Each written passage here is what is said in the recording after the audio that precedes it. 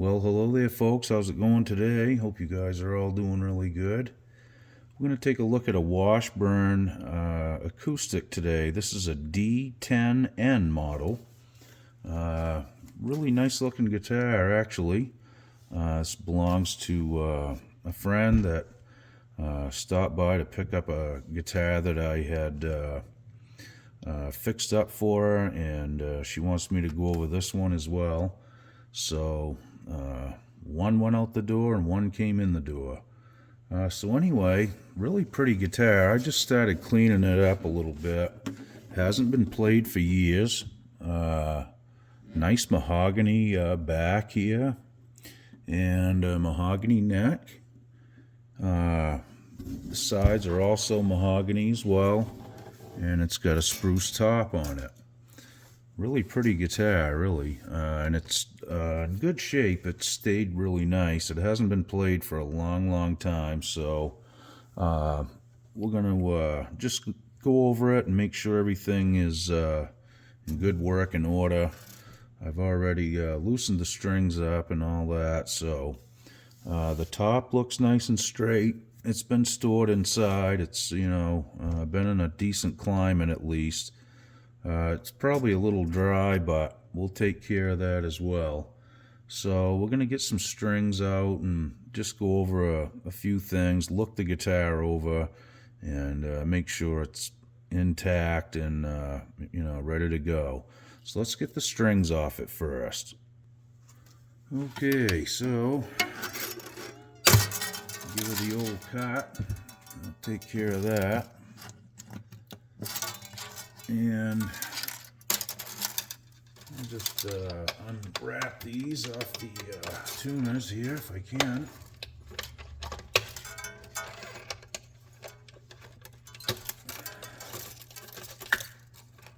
Alright. Okay, so that takes care of that. Throw those in the trash can here.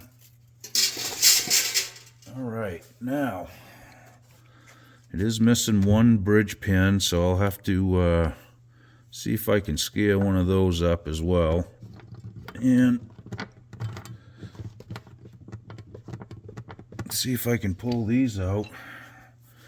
Those have been in there for quite a while too, so sometimes I'll just take a pair of side cutters like that and very lightly pull up on them. Well, let's try this string puller again. Never used this one. I'm guessing that's what this is for. There it is. Okay. Well, that works nice. Let's go right down through them. I can't quite get that started under there, so I think I'll have to do the old side cutter trick again. Okay. Again, you don't have to pull very hard on these. You want to be careful because you can dent the bridge, and just really lightly pull on them. Okay. I can usually get them with the old, Scotties or Ernie Ball kind of pullers, but not always. Sometimes they just do not want to come out, so especially if they've been in there for a long time, like these ones. Sorry about that, folks. Okay. All right. Well, that takes care of that. I'm going to put the bridge pins somewhere safe so I don't knock them off the bench. Okay, so got a rosewood bridge. I can feel a little kind of a dip right there. The rest of it feels pretty good. Now this is something, it's got a little dip out here too. Just starting to dish very slightly. That's kind of something you want to check out right there, and just make sure everything's pretty smooth and flat.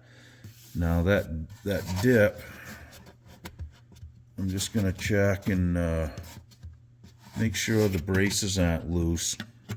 let's pull the saddle out too. So another little trick I like to do is this.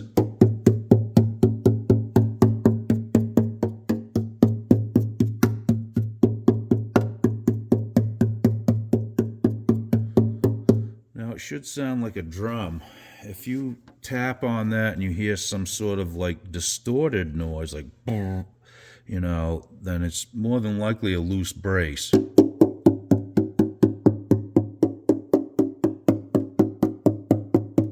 Now I'm not hearing any of that on this guitar, so that's a good thing. That could have been right, you know, just from day one. I'm not really sure. What it is, I think, is I can just feel the braces. There's a little hump where the braces are, you know, where the X right here.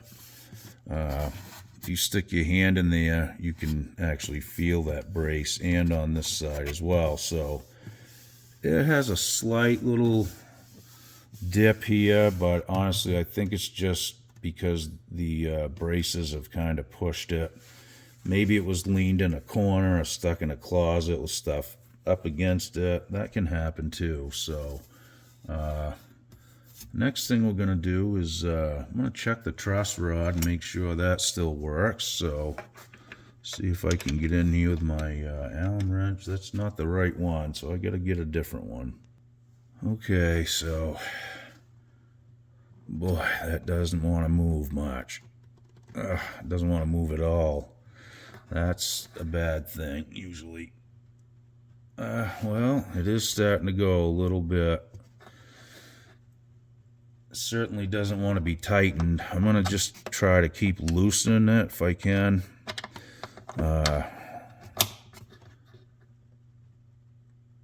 The neck seemed pretty straight. Now I'm going to check this out. Okay, so when I loosened it, now it's starting to cause back bow. So I'm going to tighten it again a little bit and just check something. What I think is going on here is possibly a dual action truss rod. Let me see if I can get this in here, I guess. So, okay. I'm going to try to loosen it a little bit more. Boy, that's tight. Okay. I'm going to check the neck again. It still has some back bow. So, let's try this again. Now, if you loosen the truss rod and it still has back bow, then it's more than likely a single action truss rod. A dual action one, when you loosen it, can actually cause forward bow. Okay, it's starting to get a little bit looser here now. And actually the back bow is starting to come out of it. So, all right, now it's starting to become quite loose. And it's getting straighter. Okay, so I'm going to try to loosen it a little bit more. Now it's starting to turn quite easy. And it's actually causing forward bow. So it is a dual action truss rod, or two-way. And that's how you tell. So you got to keep looking at the fretboard, because okay, now that's nice and straight. So if it does have a two-way, you know, if you have back bow like that and you loosen the truss rod adjustment up, it will come back to straight, but if you go too much, it's going to actually force it into forward bow, and it'll do it without any string tension. Okay, so that's just a good thing to check out, and I've run into that a few times in the past where, you know, I couldn't figure it out at first. Then I caught on after a while, and that way I just would always know to check it. So something to keep an eye on again. Now, we know the braces are good, the truss rod works. I think it just needed to move. It was really tight though. I was fearing break, but it didn't happen, so that's good. So I think what we'll do is next thing we'll do is check the frets while the neck is straight, and that way we can, make sure there's no high frets or anything like that. Okay. Got my two helpers out here, Otis and Oliver. I guess Gibson's coming in for a little help too. Hi guys. I sure could use it today. Alright, let's get back to it. Okay, so let's check the frets out here. I got a bad rock right there, right out of the gate. And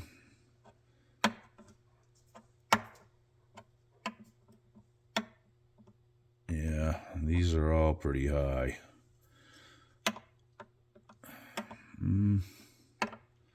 Not bad there. Maybe it's just the last few. That would be good. Usually doesn't end up that way, but well, I gotta switch over. Just span 3 frets, guys. That's it. Just kind of shake it back and forth and see if it, teeter-totters. You'll hear the noise too, like that. That one's high. That one's high.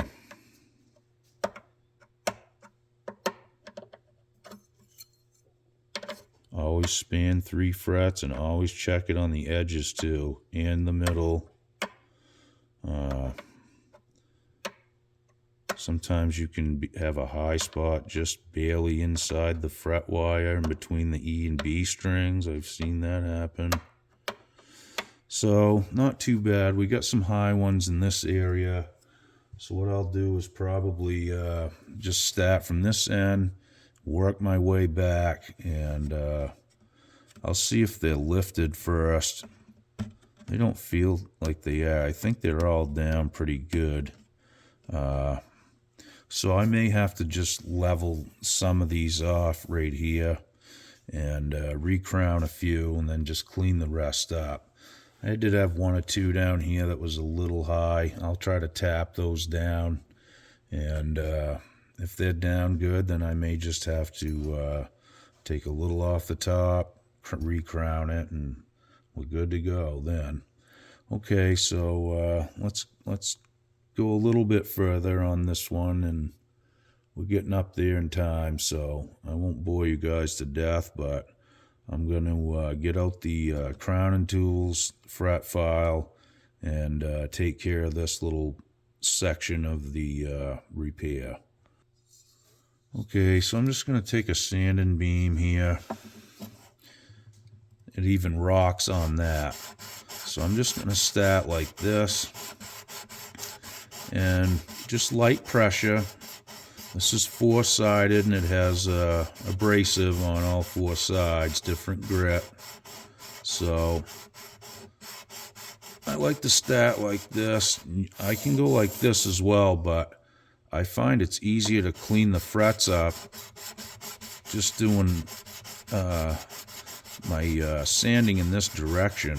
I'm still spanning a bunch of frets and it's still taking it off the ones that are high, so I'm just going to probably walk right up to about the 12th and then hit them all right here. We'll check it again with a fret rocker and see what's going on here. That's still quite high. Oh, that's really high. Yeah. It's not lifted either. The fret wire is down there nice and tight, but so I'm gonna have to do a little more sanding. I'll try to concentrate on that area just for a second. Put a little more pressure on the back of the block with the heel of my palm. You know what I mean? So that way it's not taking hardly anything off the frets up in this area. It's good to have a little trail off anyway. And it's not like you're going to be playing cords down there or anything, so we don't mind losing a little bit of the height here. Okay. Well, still quite high. All right, let me check a few down here. Same here. Yeah, so I'll just keep sanding in that general area until I get them flattened out, and then we'll recrown them. Okay, so there was 2 or 3 here that were really high, and I can't believe they let that go at the factory, and they are down tight. Just cut wrong or something, you know, in the slot that the fret goes in. So sometimes I do this. Instead of, you know, sitting there sanding and sanding and sanding, I will take a flat file sometimes and just go at an angle like this and just apply pressure to the ones that I really want to focus on, you know. And this just speeds it up a little bit. We're still going to recrown them too, so. Okay, so I'm just going to brush them filings out of the way, and we'll recheck them here. That's quite a bit better. Yeah. All right, so it was just mostly, you know, in this area where the fretboard extension is.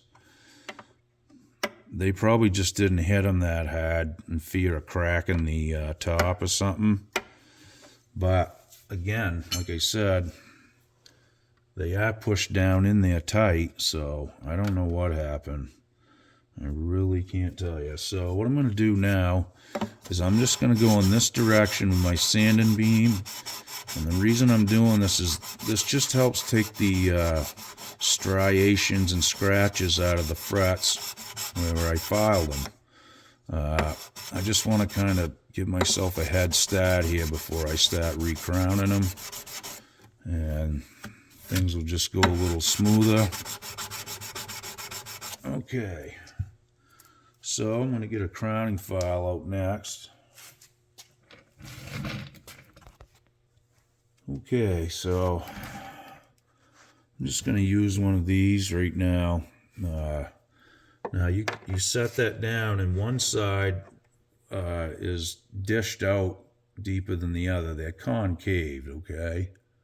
So what it does is it really just focuses on the sides of the fret and doesn't take like hardly any off the top. And you flip it over for different fret wire and whatnot. I use both sides sometimes too, just for you know, even like medium frets. It doesn't matter. I will alternate sometimes, but you just got to keep in mind one side will get you closer to the fretboard, so you may want to tape things off.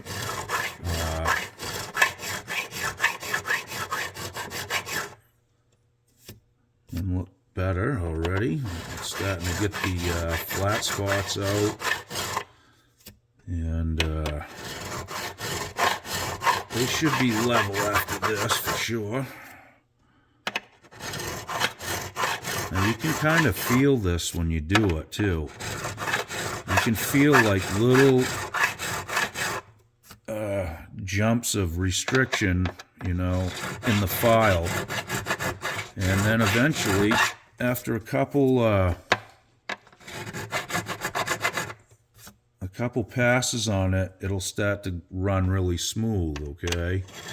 Like I said, I can tell which ones have been crowned and which ones haven't within the first stroke. So those feel pretty good, and you can see them start to become shiny again on the top a little bit. Looks really good. That's what you want. You want to get them shiny and all cleaned up. So I'm just going to run down across all of them here real quick. And take a few of more of the sanding and filing scratches out of them. So then when I get ready to polish these up, all the little scratches and stuff will be gone. That's what we're after. Okay, so we've got them all recrowned. Now I'm going to take some micro mesh sandpaper, and I'm going to start with 2500 because these are pretty smooth already. And again, we're just going to clean them up as best we can. Try to get the crown of the fret as smooth as we can. Now I try to bridge at least 2 or 3 of these at a time, and I'm using very little pressure here. This is basically just a polish and a shining, really, honestly. So I'll go over these a little bit. Now we're not removing hardly anything, basically just a few of the scratches at this point. So I like to also just keep things brushed off and clean so you're not scratching stuff, It's hard to get away from it sometimes after you've crowned and there's filings everywhere. It's good to clean your I use a piece of carpet usually. If I get a bunch of filings, I'll take the guitar off and shake the piece of carpet out. So that way I know I'm not like scratching somebody's instrument or my own. And it's just good practice. It's really easy to forget this stuff sometimes when you're doing it. But all right, so I'm just going to turn my pad a little bit sideways. And then eventually, I'll have to just do like 2 at a time. And then even down to 1 at a time. So just take your time. It doesn't take a lot of pressure. I mean, as you can see, those are starting to become shiny again. That's really what we're after. Believe it or not, your guitar will play better and it will also sound better. The notes will be cleaner. Just getting even, even if the frets are nice, they're crowned nice and everything, you can still get like gunk from your fingers and dirt on there, and that really can affect the sound. So now I'm going to use some fret erasers here. You can get these, they come in different grits. It's basically like an eraser like you'd use in school, but it's, there's grit to it. And again, I like to just span 3 or 4 frets at a time and then just keep like leapfrogging my way across the fretboard. And you can do them individually too if you'd like. That's always an option as well.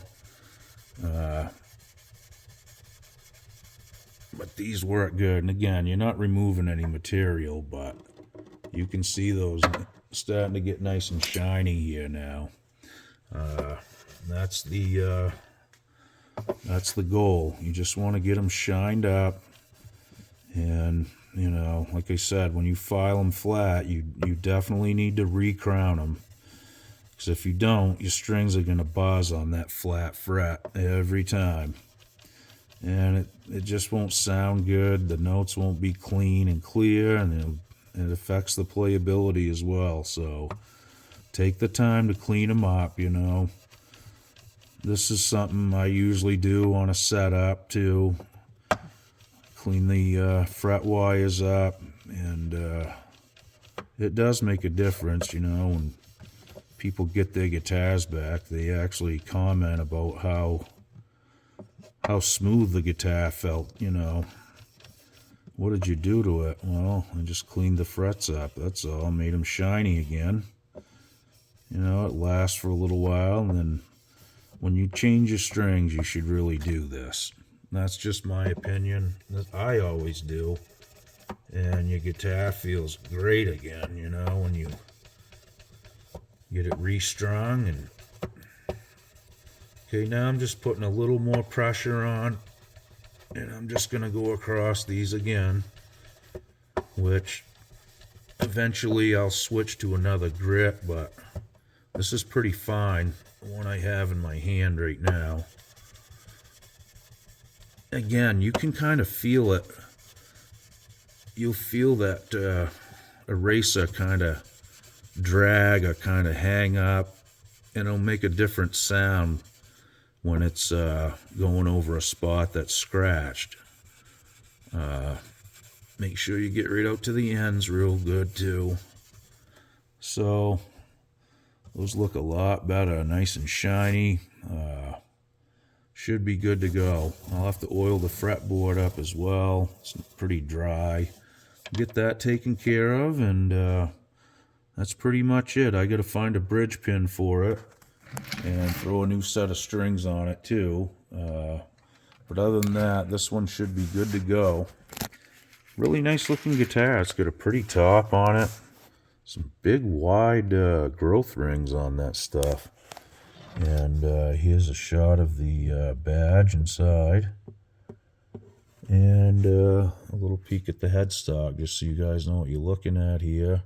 It's pretty dusty. We'll get that cleaned up too, but this should look really nice when it's cleaned up. It's just, you know, it hasn't been dusted off for a while. This is quite dry too, so we'll clean that up. And I'll probably stick a camera inside and take a look at the bridge pad underneath and just make sure it's intact, and just the run-of-the-mill stuff, guys. But it takes time, and you really should go through it, you know, 100%. If you take in a guitar or you buy a used one, these are just a few things that you might want to be looking into, and you're probably going to have to end up doing to make them play good if they've been sitting around and just collecting dust. Well, thanks again, folks. I hope this helps. It's just another routine shop video, but it's part of the gig, right? Okay, guys, be good. We'll see you real soon. Okie doke.